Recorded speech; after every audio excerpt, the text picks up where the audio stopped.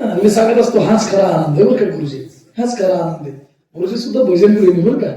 हा खरा आनंद आहे. भजनाशिवाय माणसाच्या जीवनात काही शिल्लक राहणार नाही. सर ते शेवटी फक्त आणि फक्त भजन शिल्लक राहणार आहे. तुम्ही किती मोठे, किती तुम्हाला जग सन्मान देतं, किती जग तुम्हाला मानतं, काही अर्थ नाही. तुमच्या जीवनात भजन किती शिल्लक आहे. तुका म्हणे येथे भजन प्रमाण.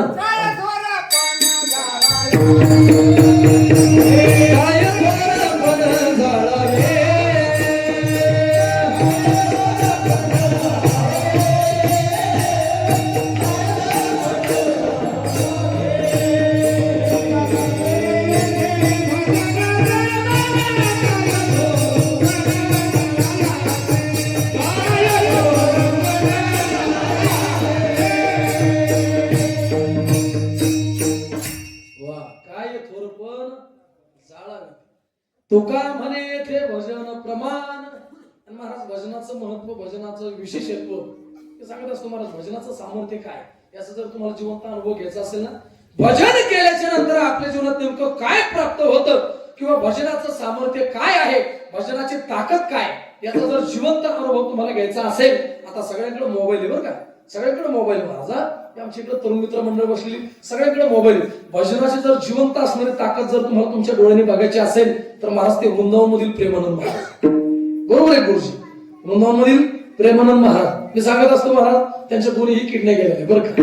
कोणताही माणूस त्यांच्याकडे जाऊ द्या आणि कोणतीही समस्या प्रकट करू द्या, बाबा मुलगा होत नाही, भजन कर. मेहनती काही काना कोणा आणि नामस्मरणा वाचून, हे खऱ्या साधूचं जीवन आहे बरं का महाराज. आणि मी सांगत असतो सामान्य महात्माने सुप्रीम कोर्टाचा जज त्यांच्याकडे गेला होता महाराज. क्रिकेट क्षेत्रातले मोठमोठे खेळाडू, बॉलिवूड असेल, हॉलिवूड असेल, मोठमोठे स्टार त्यांच्याकडे गेलेले.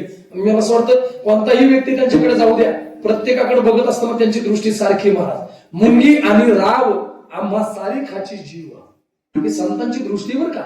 कोणताही व्यक्ती त्यांच्याकडे जाऊ द्या. बघा तुम्ही महाराज, आपल्यापेक्षा त्यांचं जे स्वरूप आहे, आपल्यापेक्षा त्यांचं स्वरूप कितीतरी पटीने त्या ठिकाणी दैदिप्य महान आहे महाराज. आणि आपल्या हिंदू धर्माला ते लाभलेलं वरदान आहे बरं का. त्यांच्यामुळे आपल्या भारतातील हिंदूंच्या अंतःकरणामध्ये आपल्या धर्माबद्दल आस्था असेल, श्रद्धा असेल, भाव असेल निर्माण व्हावा, याच्यात नवल नाही. आपल्या मला असं वाटतं की देशाला सोडून त्या ठिकाणी परप्रांतीय, परदेशातील लोकांच्या सुद्धा अंतःकरणामध्ये आपल्या धर्माबद्दल आसक्ती निर्माण व्हावी, त्यांच्या धर्माबद्दल भाव निर्माण व्हावा, आपल्या धर्माबद्दल त्या महात्म्यांची आपल्या हिंदू धर्माला एक लाभ त्या ठिकाणी विभूती महाराज. मी सांगत असतो हे भजनाचं महत्व आहे. आणि माणसाच्या जीवनामध्ये सरते शेवटी फक्त आणि फक्त भजन शिल्लक राहणार आहे. ऐका, या ठिकाणी गोड असणारं वर्णन आलेलं आहे. तुझा भरोसा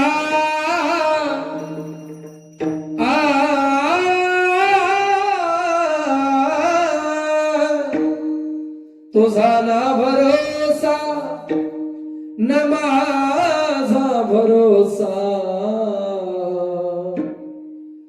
जग हे कुणाची सांग भल्या माणसा.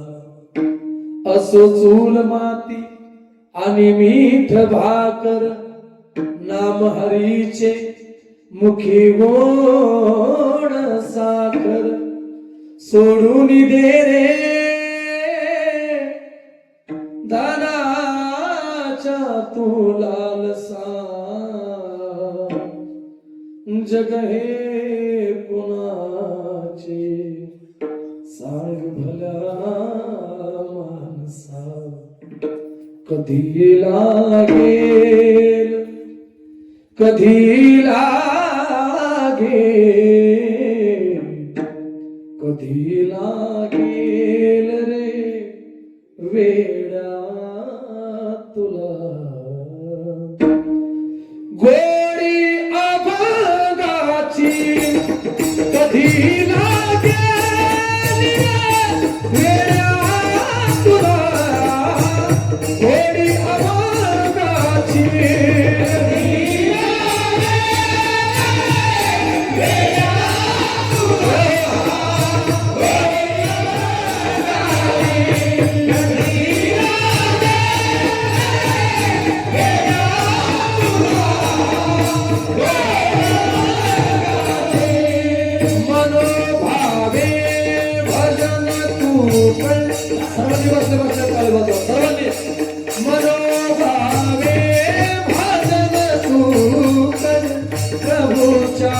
लाग चढला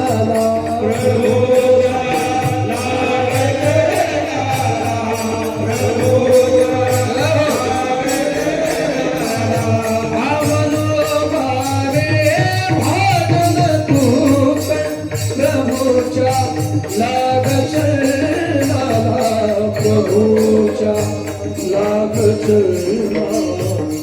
करून घे भक्तीने शुद्धी अंतरंगाची अधिया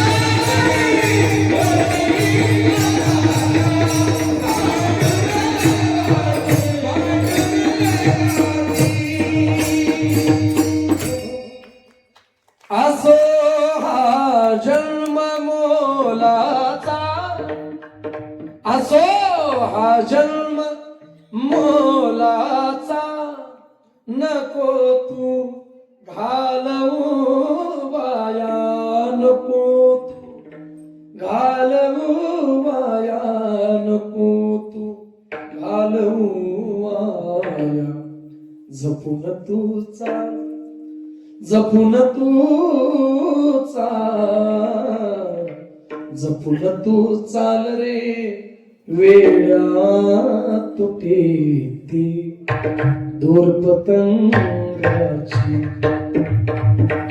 धनाचा लोभ सोडून दे धरी सन्मार्गने कीचा धरी सन्मार्गने कीचा धरी सन्मार्गने कीचा सदागारे सदागारे सदागारे भोपाळी तू सकाळी त्या श्रीरंगाची कधी लागेल वेड्या तुला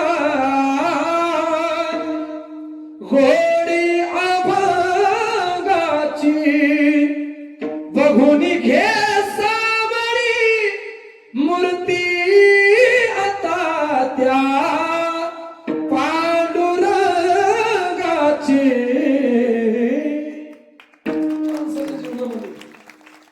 सरते शेवटी फक्त आणि फक्त भजन शिल्लक राहणार बरं का. साऊंड सिस्टम सुंदर आहे म्हणून हेच चाललं महाराज. तर हे सोपं नाही गुरुजी बरं का. ज्याला नुसतं बोलण्याचंच काम आहे त्याचं बरं आहे महाराज, पण गायन करून कीर्तन करायचं हे खूप अवघड आहे. आणि रोजचे 2 कीर्तन आहे. तोच त्या मन नियंत्रण काही बंदच नाही बरं का सध्या. चालूच फक्त मागे सगळं बसकडे आज काय बघत का आज गुरुजी आज काय पाहायचं का आज काही व्हायचं काम नाही बरं का. आज वातावरणच सुंदर आहे माझं. उभा केला विचारा जाता जाता सगळे डोक्यात आणू नका. प्रेमाचे संबंध आहे मला. ज्याला समजलं त्याला समजलं ते बरं झालं. ज्याला समजायचं त्याला समजलं. गोड असणार वातावरण बरं का, सुंदर असणार वातावरण. आदरणीय गुरुजींच्या माध्यमातून मला इथे येण्याचा योग आला. तुमचं सगळ्यांचं दर्शन घडलं याच्यापेक्षा मोठं भाग्य कोणतं असेल मला. सगळ्यात मोठं भाग्य भगवान बाबांच्या दरबारामध्ये. आणि खरोखर मला असं वाटतं की गुरुजी बाबांचं दर्शन घेतल्याच्या नंतर बरं का त्या मूर्त्या बघितल्या महाराज. भगवान बाबांची मूर्ती एकीकडे, भाऊंची मूर्ती एकीकडं, तुकोबरांची मूर्ती. त्या मूर्त्या बघितल्या महाराज त्या बघतच राहावं, निहाळत राहावं एवढंच दैदिप्यमान एवढं सुंदर असणार त्या ठिकाणी स्वरूपवान असणार त्या मूर्ती आहे महाराज बरं का. फक्त त्या मूर्तीमध्ये एक चूक आहे महाराज. कोणती चूक आहे? एकच चूक आहे, त्या मूर्त्या फक्त बोलत नाही. एवढं सुंदर मूर्ती आहे महाराज बरं का. मी सांगत असतो खरोखर आपलं भाग्य. काल परवा दिवशी आम्ही कीर्तन केलं तिकडं, मला असं वाटतं किनीच्या परिसरात कीर्तन केलं. उद्या पण मला जायचं तिकडं. तर त्या किनी गावामध्ये सुद्धा त्या ठिकाणी सुंदर असणाऱ्या भगवान बाबांचं मंदिराचं त्या ठिकाणी आम्ही ते प्रारंभ केला महाराज बरं का. पण मला असं वाटतं मूर्ती त्या ठिकाणी कशी तयार करायची, तर खरोखर आपल्या गावातली जी मूर्ती बघितली दैदिप्यमान असते. आपल्या गावातली एक मूर्ती मला असं वाटतं आपल्याच परिसरात असणारं बोरगाव, धगे बोरगाव बरं का. धगे बोरगावला सुद्धा भगवान बाबांची मूर्ती अगदी बघत राहावं, निहाळत राहावं एवढी सुंदर असणारी मूर्ती बरं का महाराज. आणि त्या गावाचं एक तत्व आहे, सगळं गाव त्या ठिकाणी सायंकाळच्या वेळेला आरतीसाठी हजर राहतं बरं का मंदिराच्या समोर. विशेष महाराज. आणि आपले धर्माचे संस्कार, आपली परंपरा, आपली संस्कृती आपल्या लेकरांच्या अंतःकरणावर, हे संस्कार त्यांच्या अंतःकरणावर जडले पाहिजे महाराज. ही काळाची गरज आहे. मी सांगत असतो मला धर्माबद्दल वर्णन करावं तेवढं कमी. आपला हिंदू धर्म टिकला पाहिजे, हिंदू धर्म जगला पाहिजे. आताच्या काळात गरज आहे महाराज. आपल्या धर्माचं एकच दुर्दैव आहे बाबा, आपल्या धर्माचं एकच दुर्दैव आहे. कोणतं? मी सांगत असतो, आपल्या लोकांना हिंदू धर्म कळतो, आपल्याला हिंदू धर्म समजतो, पण आपण त्याचं आचरण करत नाही महाराज. हिंदू धर्म कळत नाही असा कोणता माणूस आहे? आम्ही सांगत असतो, पहिल्यांदा एवढे सप्ताह होत नव्हते महाराज. बघा ना तुम्ही, पहिल्या काळात बघा, तुमच्या काळामध्ये बाबा, तुमच्या काळात हे सप्ताह, ही साधना तुम्ही मधुकरी मागून चालू ठेवली, बरोबर आहे का? आणीबाणीचा काळ होता महाराज. पहिल्यांदा एवढे कीर्तन होत नव्हते. आता कोणी जन्मलं तरी कीर्तन, कोणी मेलं तरी कीर्तन. हा, ते द्या सोडून वरातीत कीर्तन आहे महाराज. गुरुजी, मी आता काही दिवसापूर्वी कीर्तन केलं, मी एक सव्वा महिना झाला त्या धाराशिव जिल्ह्यामध्ये. तिथं जाईपर्यंत मी लागला कीर्तन कशाचं. ज्यावेळेस कळालं वरातीत कीर्तन नाही, विचार केला अभंग कोणता घ्यावा नेमका. असं होतं ना. मी सांगत असतो, परमार्थ वाढला, आपल्या लोकांना धर्म कळतो, पण आपण धर्माचं आचरण करत नाही महाराज. बघा तुम्ही, आपल्या धर्माचं एकच दुर्दैव आहे. कोणतं दुर्दैव आहे? आज आपल्या धर्मामध्ये 80% ते 90% हिंदू समाज आज व्यसनाच्या आहारी गेलेला आहे, बरोबर आहे? 80% 90% हिंदू समाज आज व्यसनाच्या आहारी गेलेला आहे. हे दुर्दैव आहे महाराज आपल्या धर्माचं. ते आमच्या मातामाऊला टाळ्या वाजायला लागल्या. मी सांगत असतो महाराज, हे खूप अवघड आहे बरं का. आपल्या धर्माची शोकांतिका आहे. बघा तुम्ही, मुस्लिम समाजातलं 4-5 वर्षाचं लेकरू असू द्या, त्याला सांगायची गरज पडत नाही महाराज. सकाळी 5ला उठायचं, हातामध्ये कुराण घ्यायचं, मस्जिदमध्ये जायची, नमाज पडायची, त्याला सांगायची गरज नाही. आपले 25-25 वर्षाचे टोनगे त्यांना हरिपाठाचा अभंग माहित नाही गुरुजी. अवघड आहे बरं का. आता काही जणांना माझ्या बोलण्याचा राग येत असेल, पण मी खरं बोलतो महाराज, नारदाच्या गाडीवर. अवघड परिस्थिती. आणि व्यसन करणाऱ्याच्या जीवनात काय दुःख आहे त्या माता माऊलीला विचारा, जिचा नवरा रोज दारू पिऊन घरी येतो, जिचा मुलगा रोज दारू पिऊन घरी येतो. अवघड कठीण परिस्थिती बरं का. सोपं नाही एवढं. मी अंतःकरणापासून बोलत असतो. व्यसन करणाऱ्याच्या जीवनात काय दुःख आहे याचा जर तुम्हाला जिवंत अनुभव घ्यायचा असेल, तर आपली मुलगी किंवा आपली बहीण एखाद्या बेवड्याच्या घरात देऊन पहा. अवघड आहे बरं का. हे अंतःकरणापासून बोलतो. आणि आपल्या धर्माचं एवढं दुर्दैव आहे मला.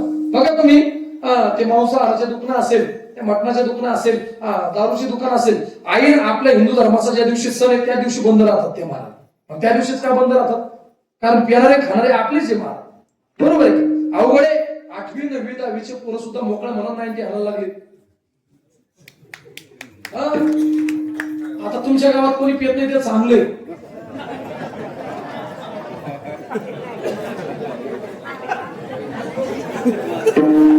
तुम्ही एवढे खडा खडा हसले म्हणजे धावले कुछ खावाय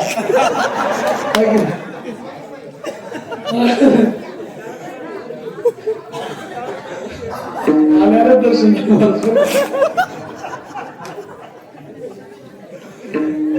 पारून टाकून कापून टाकून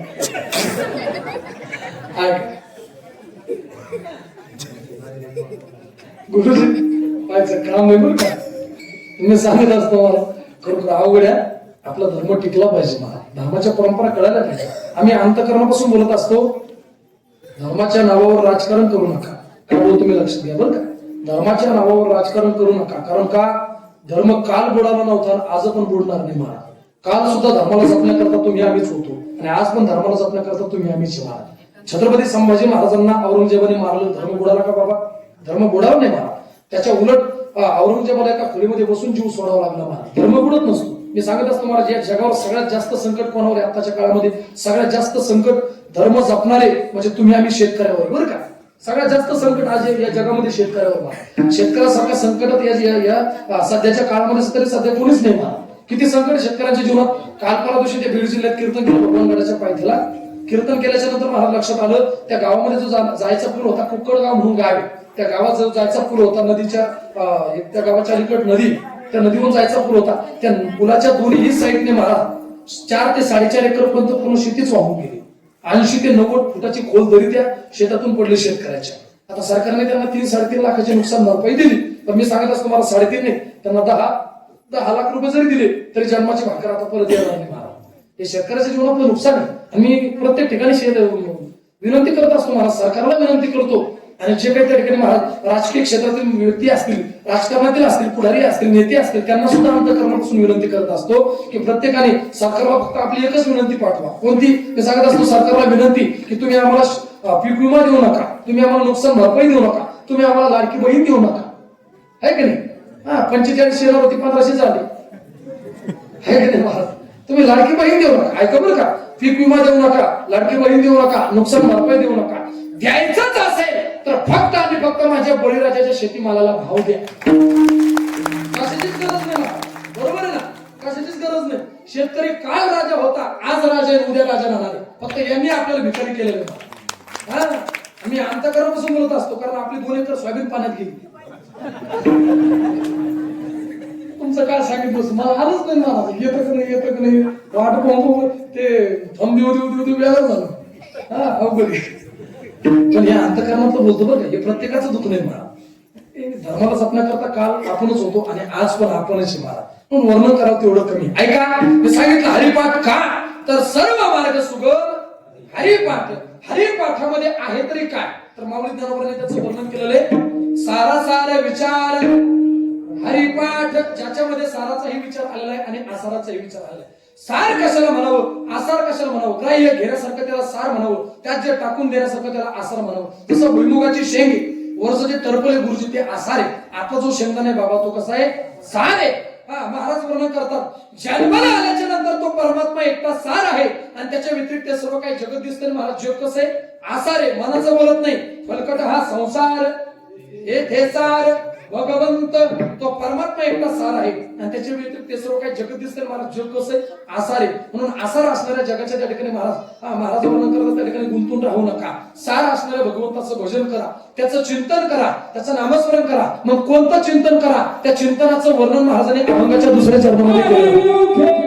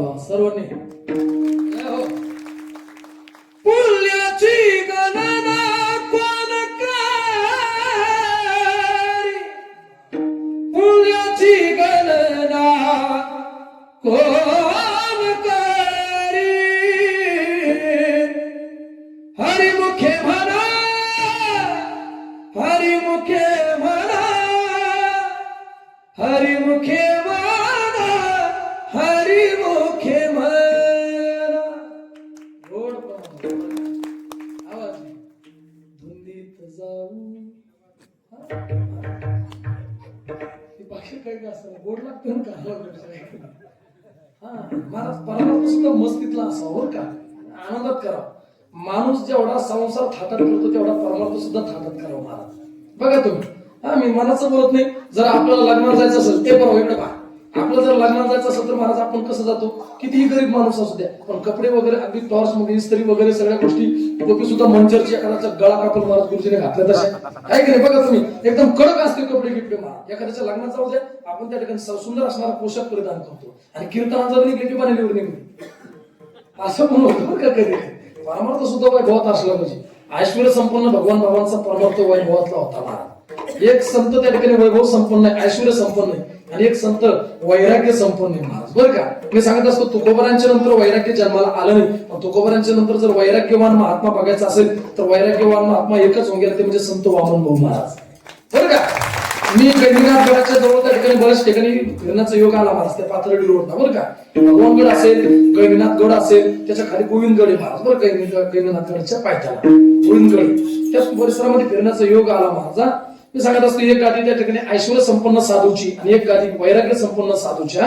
मला असं वाटतं की भगवान गडावरील जे त्या ठिकाणी महंत आहे, बाबांची अंतःकरणामध्ये निष्ठा होती म्हणजे विश्व माऊली ज्ञानोबांच्या ज्ञानेश्वरी प्रति बरं का. आम्ही सांगत असतो निष्ठेचं फळ आहे महाराज. निष्ठा जर बघायची असेल ना, छत्रपती शिवाजी महाराजांची बघावी. निष्ठा बघायची असेल तर राष्ट्रसंत भगवान बाबांची बघावी. निष्ठा बघायचीच असेल तर मी सांगत असतो महाराज धर्मवीर छत्रपती संभाजी महाराजांची बघावी. काय निष्ठा होती महाराज, मला असं वाटतं ज्या पद्धतीने आपण जमिनीवर चालत जातो त्याच पद्धतीने राष्ट्रसंत भगवान बाबा पाण्यावर चालत जायचे, पाण्यावर चालायचे, आसन टाकायचे आणि विश्व माऊली ज्ञानोबांच्या ज्ञानेश्वरीचं पारायण करायचे, अध्ययन करायचे, ज्ञानोबांच्या ज्ञानेश्वरीची सेवा करायची आणि त्यांच्या अंतःकरणात असलेली विश्व माऊली ज्ञानोबांबद्दल ती श्रद्धा, ती निष्ठा, त्या निष्ठेचं फळ आज ज्ञानेश्वरी महाराष्ट्र नव्हे तर संपूर्ण जगाला त्या ठिकाणी भगवान गडाच्या गादीच्या माध्यमातून म्हणजे आमचे त्या ठिकाणी ऐश्वर्य संपन्न असणारे महंत नामदेवजी महाराज शास्त्री यांच्या माध्यमातून सगळ्या जगाला त्या ठिकाणी ज्ञानेश्वरी कळाली महाराज. सांगत असतो बाबांची ज्ञानेश्वरी प्रति असलेली निष्ठा होती. मला असं बोलत नाही, मला असं वाटतं गुरुजींनी मला ते आता मला असं वाटतं याचं आरतीचा तो कागद दिला बरं का. बैसोने या पाण्यावरी वाची येरी ज्ञानेश्वरी नारायणाची कैवारी.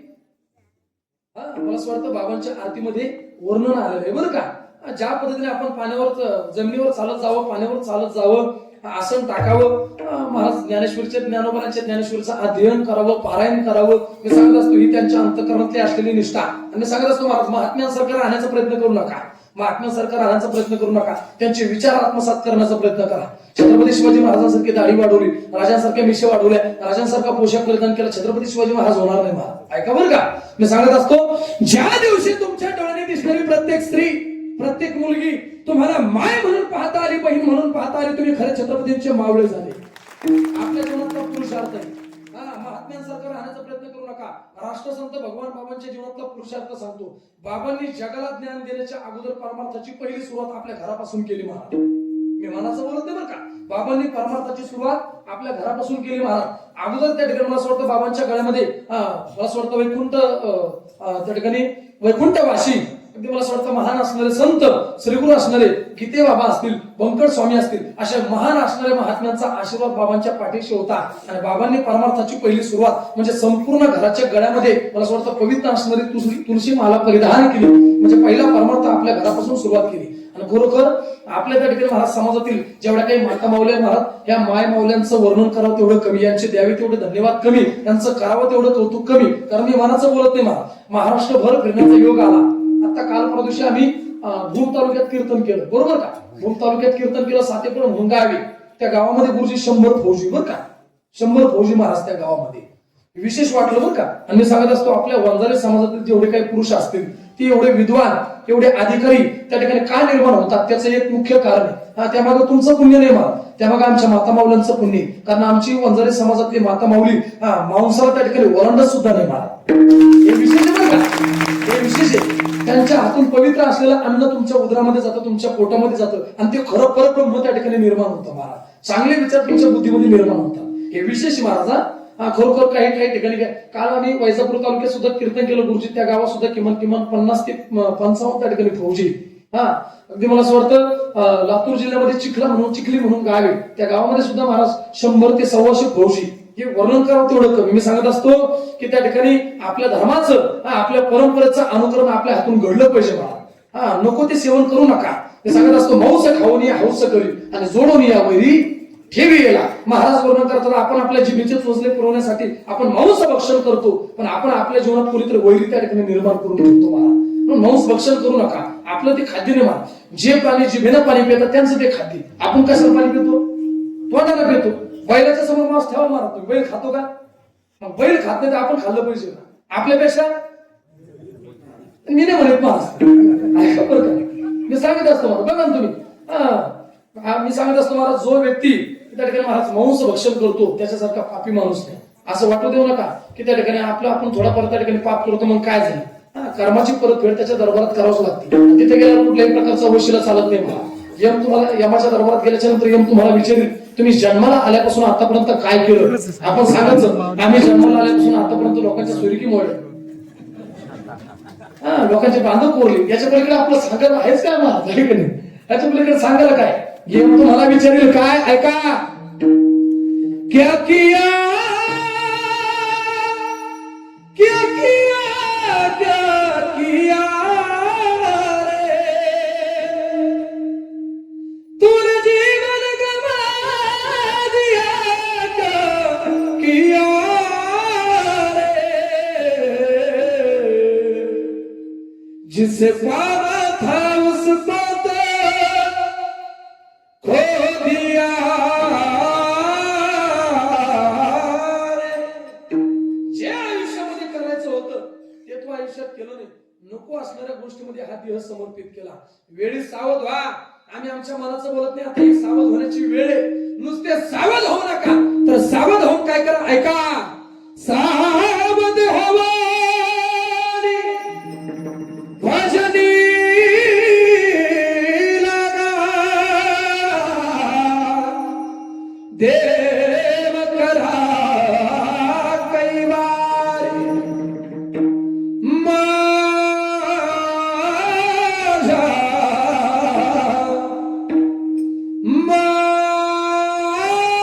माझा माझा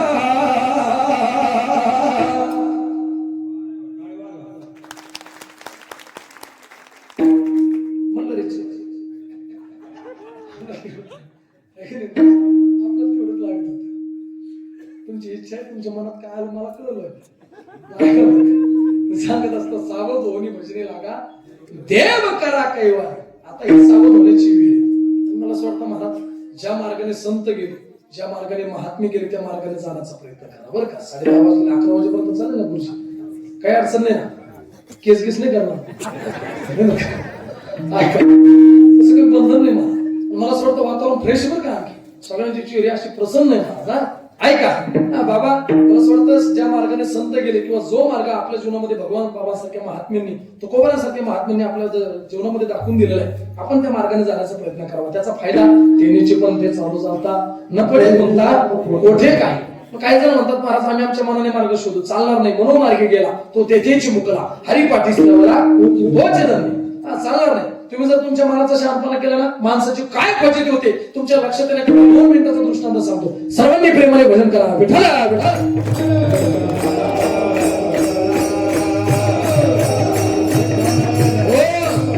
जर तुम्ही संतांचं नाही ऐकलं तर माणसाची काय फजिती होते. ऐका बरं का.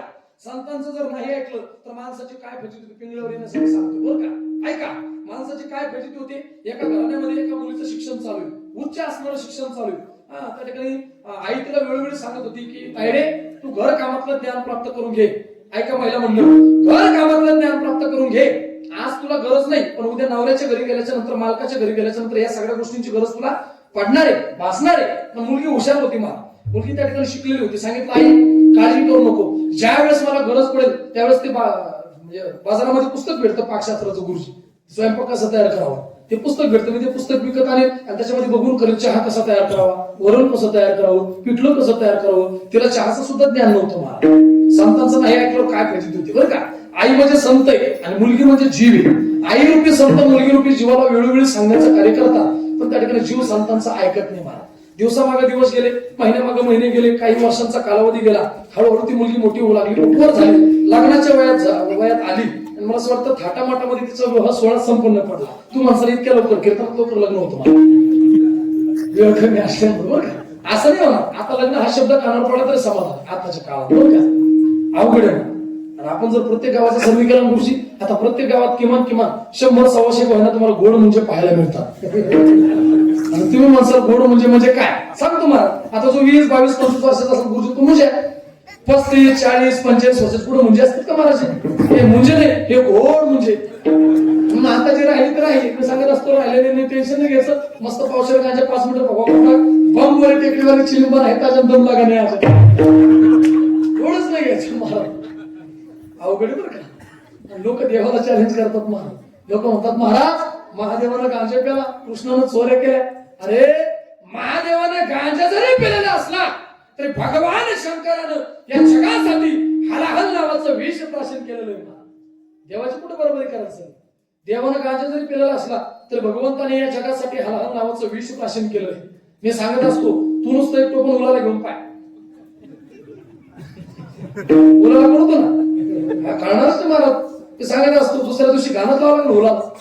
देवाची कुठे देवाची बरोबरी करू.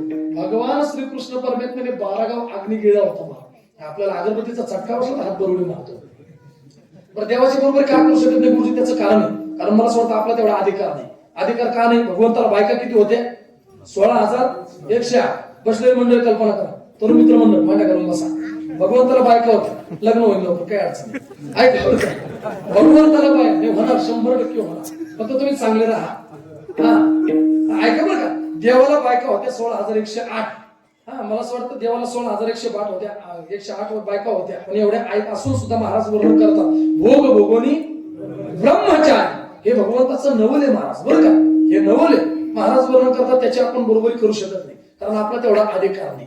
ती मुलगी उपवर झाली, लग्नाच्या वयाची झाली, थाटामाटामध्ये तिचा लग्न सोहळा संपन्न झाला. लग्न सोहळा संपन्न झाल्याच्या नंतर बाबा ती येती जातीची झाली. आणि येती जातीची झाल्याच्या नंतर घरी 4-5 पाहुणे आले. आईने वेळोवेळी सांगितलं होतं, महिला मंडळ ऐका, आईने वेळोवेळी सांगितलं होतं तायडे तू घर कामातलं ज्ञान प्राप्त करून घे. पण मुलीने ऐकलं नाही. येती जातीची झाली, घरी 4-5 पाहुणे आले. पाहुणे आल्याच्या नंतर शांताबाई इकडे बा, बोलू नका, इकडे बा, ऐका. घरी पाहुणे आल्याच्या नंतर आई सासरे कोणी आवाज दिला, सुनबाई 4-5 कप चहा ठेवा. आता 4-5 कप चहा ठेवा म्हटल्याच्या नंतर महाराज हुशार होती, त्याच्याकडे जुना काळ होता. तिने लगेच ते पुस्तक बाहेर काढलं अलमारीतून, पाकशास्त्राचं. असं भिंतीवर उघडं ठेवलं महाराज. संतांचं नाही ऐकलं काय फजिती होती. असं उघडं ठेवलं, त्याच्यामध्ये पहिलाच मुद्दा होता महाराज, चहा कसा तयार करावा. त्याच्यामध्ये परत पहिला मुद्दा होता, गॅस पेटवावा. आता चुली राहिले नाही, है की नाही? गॅस पेटवावा, गॅस पेटवला. दुसरा मुद्दा होता पातळ ठेवा, पातळ ठेवलं. तिसऱ्या मुद्द्याला होतं जेवढा कप चहा करायचा तेवढं कप पाणी टाकावं. चौथ्या मुद्द्याला होती साखर टाकावी. 5व्या मुद्द्याला होती पत्ती टाकावी. पण पत्ती टाकावी 5व्या मुद्द्याला होतं, पण तेवढ्याच काळात त्यांच्या घरी नव्हती पत्ती. तिने विचार केला आपल्या घरी नेमून काय झालं, आपण शेजाऱ्यांच्या घरी जाऊ आणि घेऊन येऊ. आणि जुना काळ चांगला होता महाराज का गुरुजी, तुमचा काळ चांगला होता. चांगला काय म्हणावं लागेल, तुमच्या काळामध्ये जुन्या काळामध्ये आमच्या माता मावल्या आपल्या घरातलं जर काही संपलं तर शेजाऱ्यांच्या घरून जाऊन आणायच्या बरं का. आता परिस्थिती चांगली, पण आणखी पण ही परंपरा खेड्यापाड्यामध्ये आहे बरं का. आपल्या ग्रामीण भागामध्ये ही परंपरा जिवंत आहे. बघा तुम्ही आमच्या माय बहिणी जर आपल्या घरातली एखादी वस्तू संपली तर लगेच शेजाऱ्यांच्या घरी जातात आणि घेऊन येतात. घरातलं मीठ संपू द्या, पीठ संपू द्या, तेल संपू द्या, साखर संपू द्या, पत्ती संपू द्या, इमर्जन्सी शेजाऱ्यांच्या घरून जाऊन आणत्या. फक्त वाईट एकाच गोष्टीच वाटतं मला. कोणत्या गुरुजी? वाईट एकाच गोष्टीच वाटतं. ज्यावेळेस आमच्या माता मावल्या शेजाऱ्यांच्या घरी पीठ आणायला जाते महाराज, आणि त्यावेळेस असं दाबून दुबून आणते, हे की नाही? आणि त्यावेळेस असं दाबून दुबून आणायचं. आणि ज्यावेळेस त्याला रिटर्न द्यायचं ना, असं झटकीत देतात. पण त्याची परत फेड करावं लागते बरं का. हा ते सोपं नाही मला. ते हसल्या म्हणजे खरं येते, आहे का नाही? ज्यांनी झटकी दिलं त्यांना खरोखर हसवायला असं अंतकरण बसेल. आतापर्यंत आपण किती पाप केला असं.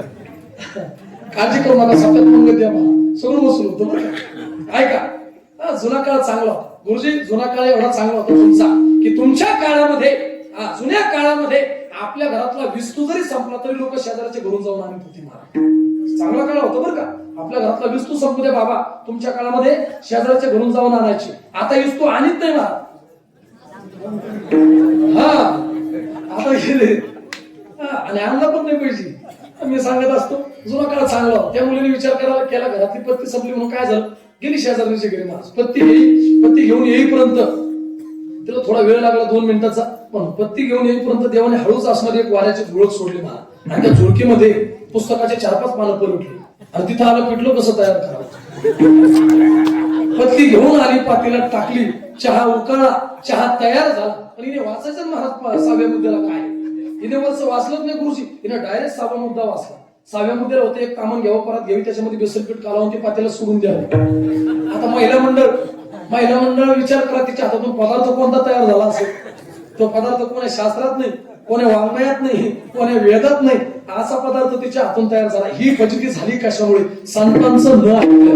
पण नाथबाबा वर्णन करतात, तुम्ही जर आमचं नाही ऐकलं, संतांचं नाही ऐकलं, तर आमचं काही जाणार नाही, पण तुमचं जीवन अधोगतीला गेल्याशिवाय राहणार नाही, जीवनाची फजिती झाल्याशिवाय राहणार नाही, तुमच्या पदरामध्ये दुःख पडल्याशिवाय राहणार नाही. सर्वांनी प्रेमाने भजन करायचं, टाळी वाजवायचे सर्वांनी. हे जरी नाही काले तरी दुसरं येईल, हे जरी नाही काले.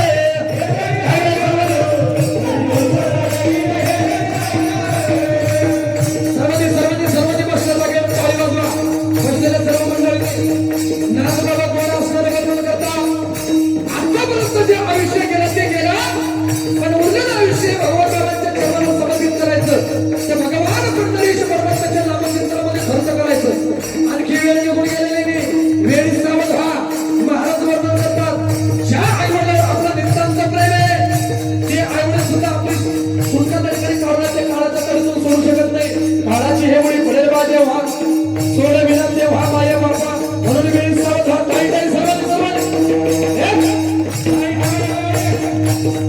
सरते शेवटी बा, आळ बांधून देईल, सरते शेवटी बा, आळ बांधून देईल, सरते शेवटी बा, आळ बांधून देईल, एक जनार्दनी आमचे काही बाजाईल, एक जनार्दनी आमचे काही बाजाईल,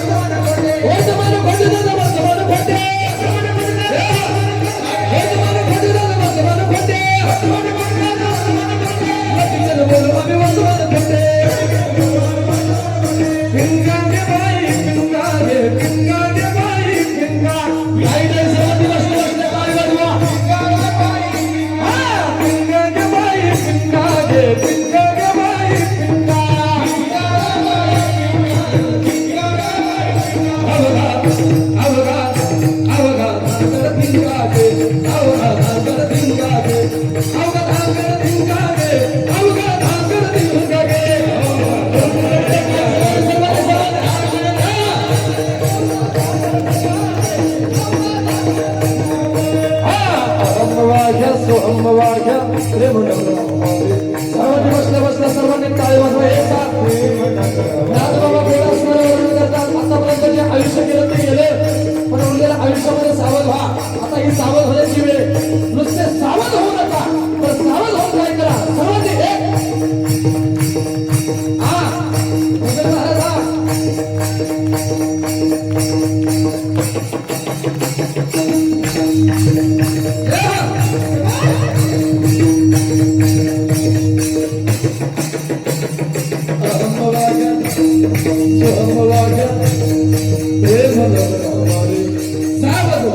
भजने लागा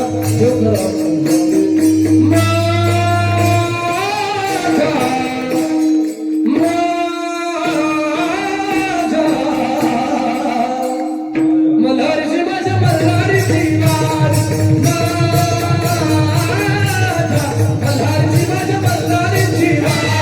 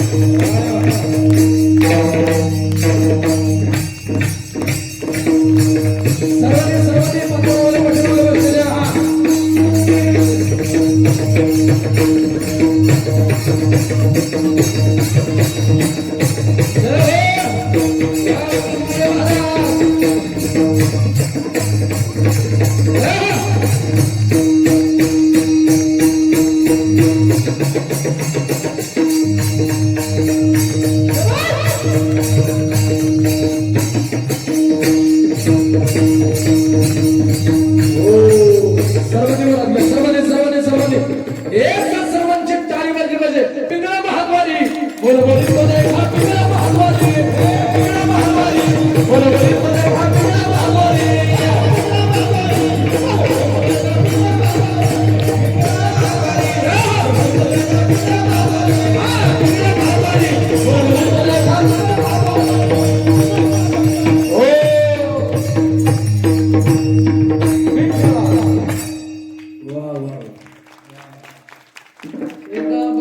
सर्व मंडळींनी आमच्या सर्व गुणवानांकरता आदरणीय सुनील महाराज असतील, धनंजय महाराज असतील, सर्वच महाराज मंडळी, आमचे उगल मुगले महाराज असतील, सर्व या महाराज मंडळी करता सर्वांनी जोरदार टाळी वाजवा. सर्वांनी खरोखर मला असं वाटतं की आपलं हे वडगाव गाव नसून तुम्ही सांगत असतो महाराज खरोखर त्या ठिकाणी भगवान बाबांच्या पदस्पर्शाने पावन झालेली ही भूमी म्हणजे साक्षात पंढरीच त्या ठिकाणी निर्माण झाली बरं का. गुरुजींना सर्व त्या ठिकाणी मला असं वाटतं गुरुजींवर प्रेम करणार हे सर्व मंडळी वैष्णवांचा मेळा त्या ठिकाणी जमून आला आहे. सुंदर असणारं वातावरण आहे. ऐका वेळ सुद्धा संपुष्टात आलेला आहे. 11:15 वाजलेले. जास्त वेळ घेण्याचा प्रयत्न करत नाही. ते 5 मिनिटांमध्ये कीर्तनाला पूर्ण घेऊन मी अगोदरच अभंगाचा सर्व सर्व भाव तुमच्या समोर प्रतिपादित केला होता. महाराज वर्णन करतात हात पावडा झाला गुरुजी.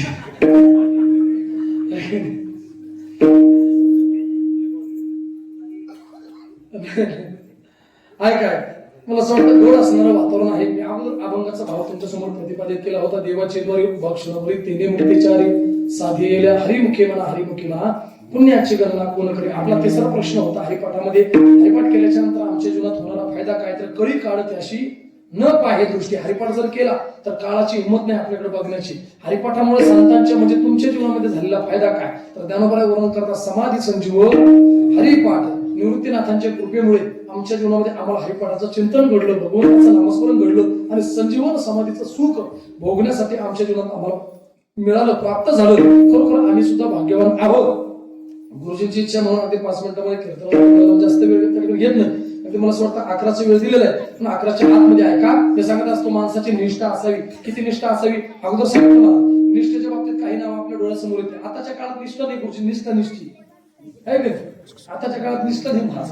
आताच्या काळात नुसती निष्ठा निष्ठी महाराज. सकाळी एका पक्षात, दुपारी एका पक्षात, संध्याकाळी एका. नेमका आहेच कोणाचा तेच मिळाला नाही महाराज.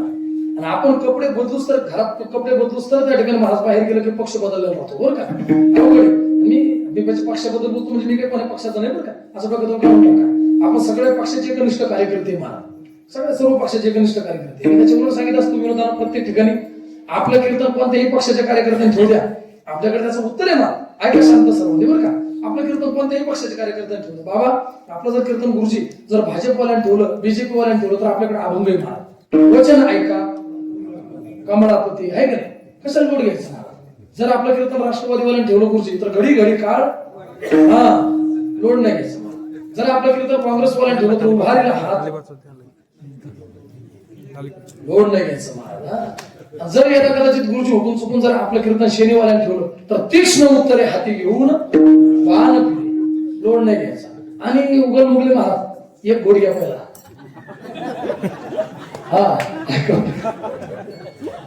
वोट म्हणजे पाण्याचा वेगळा अर्थ.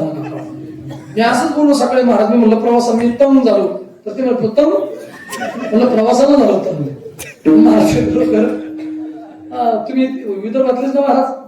मला असं वाटतं काही भाग प्रसिद्ध आहे बरं का. कशा करता प्रसिद्ध गुरुजी वेगळं वाटून घेऊ नका. म्हणजे प्रसिद्ध काही भाग जसं मराठवाड्याचं गाणं बरोबर आहे का.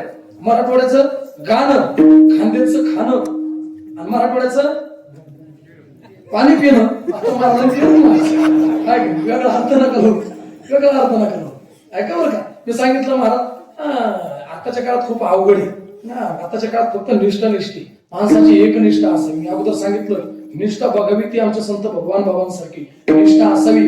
वामन भाऊ महाराजांसारखी निष्ठा असावी ती छत्रपती शिवाजी महाराजांसारखी, निष्ठा असावी धर्मवीर छत्रपती संभाजी महाराजांसारखी. आणि निष्ठा जर बघायची असेल ना तर आमची छत्रपती शिवाजी महाराजांची भवानी तलवार निर्जीव होती महाराज, निर्जीव होती, पण एकदा का म्यानाच्या बाहेर पडली तर शत्रूचा ठाव घेतल्याशिवाय परत येत नव्हती. आणि म्हणून तर मला वाटतं ऐका, पडली भवानी जे